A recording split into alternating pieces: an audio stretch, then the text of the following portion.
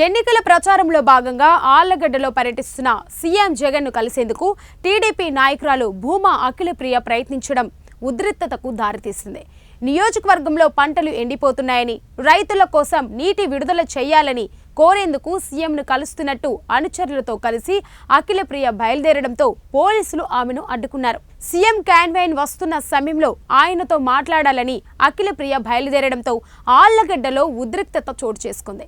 Allagadda MLA Gangula Brijendra Reddy సోదరుడు రైతుల్ని వేధిస్తున్నారని, సాగునీటి విడుదల కోసం డబ్బులు డిమాండ్ చేస్తున్నారని అఖిలప్రియ ఆరోపించారు. ఎమ్మెల్యే వాటర్ ఇష్యూ అడిగిన రైతుల్ని డబ్బులు ఇవ్వాలని అడుగుతున్నారని, సీఎం జగన్ ను కలిసి నీటి కష్టాలపై వినతి పత్రం ఇవ్వాలని భావించినట్లు చెప్పారు.